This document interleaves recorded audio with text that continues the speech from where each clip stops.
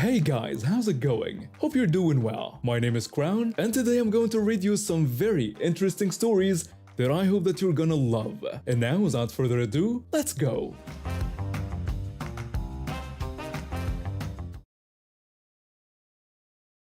I work night shifts at a local warehouse, which means I sleep most of the day and do my errands in the evening when everyone else is heading home. It's actually perfect for me because I hate crowds, and my dog feels the same way.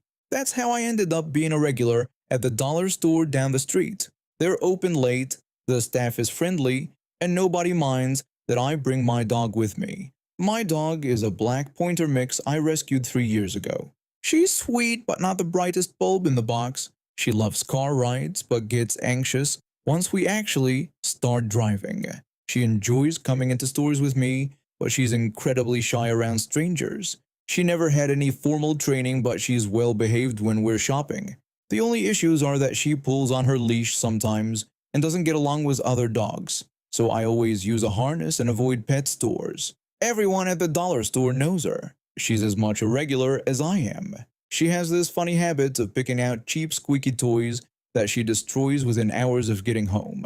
The cashier I always see, who I call Nancy, keeps dog treats behind her register just for my dog.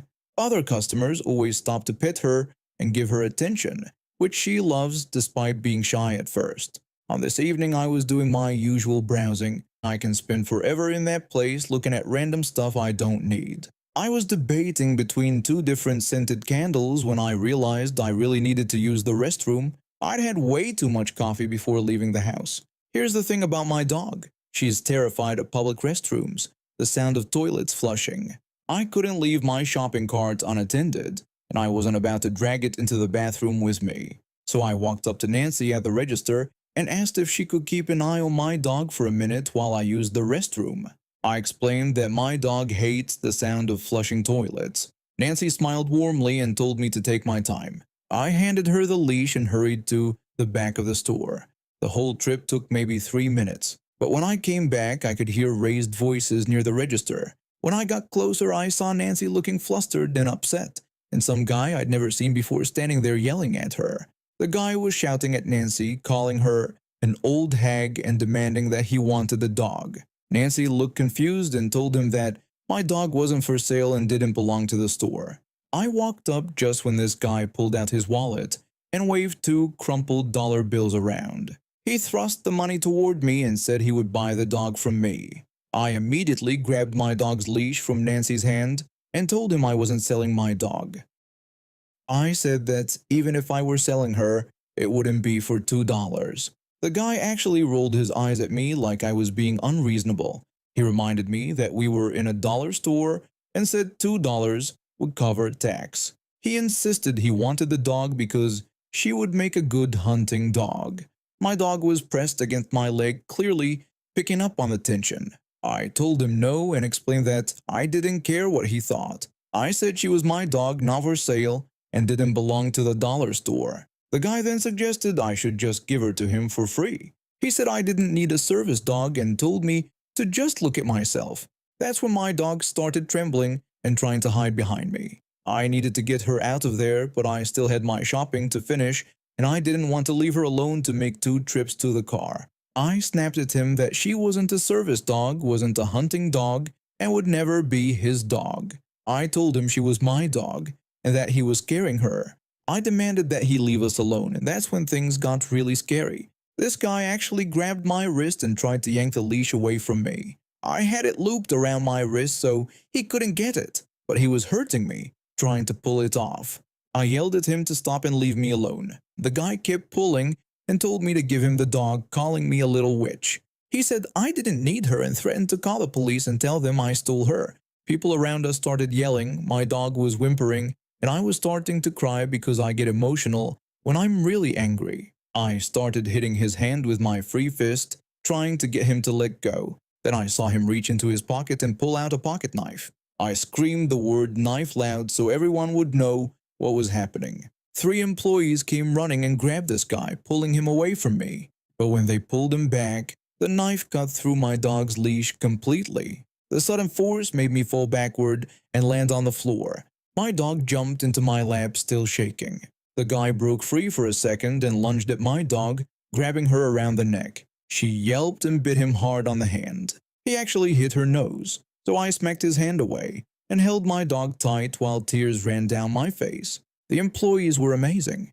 They used zip ties to hold this guy's hands behind his back and took his knife away. Someone called the police while Nancy helped me get behind the counter with my dog so we could calm down. Nancy asked if I was okay and if my dog was hurt. I told her I thought we were okay, just scared. I checked my dog over carefully. She seemed fine physically, just really shaken up. We sat there for about 10 minutes waiting for the police, with the employees keeping a close eye on this crazy guy. When the cops finally showed up, this guy had the nerve to lie to them. He told the officer that my dog had been waiting for him to finish shopping. He claimed that Nancy had told him he had to pay for the dog if he wanted her back, because she had decided to give the dog to her daughter instead. But the police talked to Nancy, the other employees, and several customers who saw everything. Plus, the store has security cameras. The officer told the guy that multiple witnesses and the security footage showed that he had grabbed my wrist, threatened me with a knife, cut my dog's leash, and hit my dog. The officer told him he was under arrest for assault and animal cruelty. The guy protested and said that wasn't what happened. He insisted that all these people were lying, but it was too late. They handcuffed him and put him in the police car. I had to give a statement and show them the red marks on my wrist where he grabbed me. The officer told me later that when they searched this guy, they found out he had warrants for theft and had been banned from 3 other stores in the area for similar behavior. This wasn't his first time trying to steal people's pets. Nancy gave my dog extra treats that night, and I bought a new leash to replace the one that got cut. The other customers in the store were incredibly supportive, and a few even offered to be witnesses if I needed them for court. The weirdest part was that this guy genuinely seemed to believe he was entitled to just take my dog because he decided he wanted her. Like the fact that she was obviously well cared for and belonged to someone didn't matter to him at all. He saw something he wanted and thought $2 meant he could have it. My dog was nervous about going back to the store for a few weeks, but eventually she got comfortable again. Nancy still keeps treats for her, and now the employees all know to keep an extra eye on us just in case. The guy ended up pleading guilty to avoid jail time, but he had to pay a fine and do community service. A few years ago, I was working as a wildlife photographer in Costa Rica. I was deep in the jungle, trying to get the perfect shot of a toucan, when I stepped on what I thought was solid ground. It turned out to be a camouflaged pit trap that some poachers had set up. I fell about 15 feet and landed badly on some sharp rocks. My left leg got completely mangled from the knee down, and by the time the rescue team found me 12 hours later, there was no saving it. The amputation was rough, but I adapted pretty quickly. Got fitted with this amazing bionic prosthetic that works better than I ever expected. My doctor was really thorough about explaining all the things I'd need to know about living with it. One thing he stressed was air travel. Apparently prosthetics can look suspicious on security scanners, so he gave me this little card that looks like a miniature X-ray showing my prosthetic. He told me to always tell airport security about it to avoid any complications. Last month, I was flying to Chicago for a photography exhibition, standing in the usual airport security line. You know how it is, everyone shuffling forward like zombies, taking off shoes and belts, emptying pockets into those gray plastic bins. The whole process is already stressful enough, without adding my situation to it. When I finally reached the table where you load your stuff into the bins, I remembered my doctor's advice. I approached the female agent behind the table and tried to be as polite as possible. I told her I had a prosthetic leg and held up the little X-ray card my doctor had given me, expecting maybe a simple acknowledgement or instructions on how to proceed.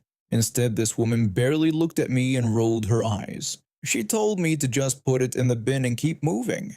Her tone was so dismissive and rude, like I was some kind of troublemaker trying to hold up the line. She didn't even look at the card my doctor had specifically given me for this situation. I could feel my face getting hot with anger, but I kept my cool. I tried explaining again that I had a prosthetic leg that I needed to tell her about before going through the scanner, but she just repeated that she'd heard me the first time and told me to put it in a bin if I needed to take it off. Otherwise, keep the line moving.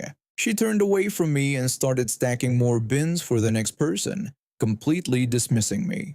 The people behind me were getting restless, and I could feel their stares. That's when I decided this woman needed to learn exactly what she was dealing with. Since she wanted me to put my prosthetic in a bin so badly, I figured I'd give her exactly what she asked for. I hopped up onto the middle table while she had her back turned, organizing bins. The people in line behind me started paying attention now, sensing something was about to happen. I began the process of removing my prosthetic leg, making it look way more complicated than it actually is. After 3 years of practice, I can get this thing off in about 10 seconds, but I decided to take my time. I made a big show of adjusting straps, checking connections, and carefully positioning myself on the table. The guy working the scanner on the other side was watching me with this huge grin spreading across his face. He clearly understood what was happening. Some people in line were starting to chuckle quietly, realizing what I was doing.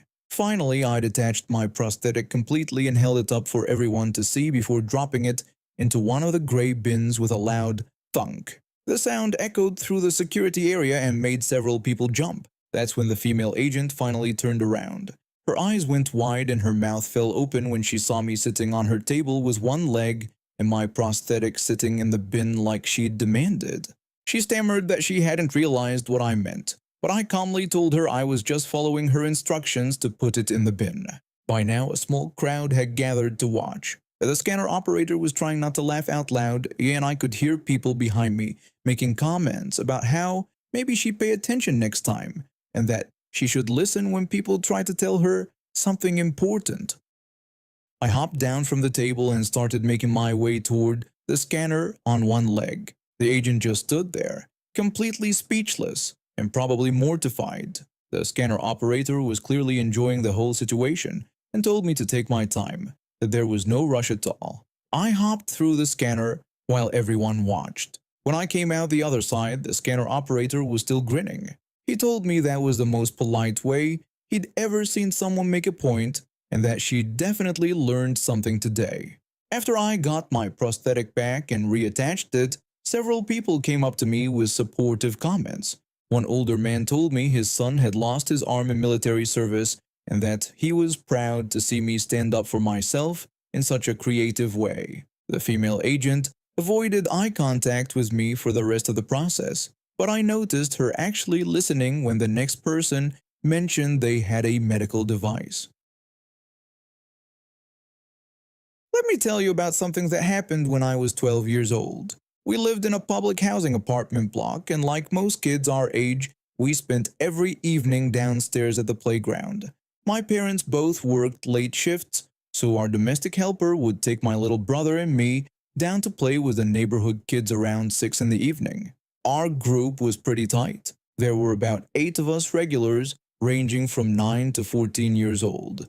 We'd been playing together for years, and we knew all the rules about being respectful to the residents. No playing after 9 at night, keep the volume reasonable, and clean up after ourselves. We weren't angels, but we tried to be considerate. The playground was our world. We had our soccer matches, hide-and-seek games, and lately, we'd gotten really into these foam dart blasters that one of the older kids had bought.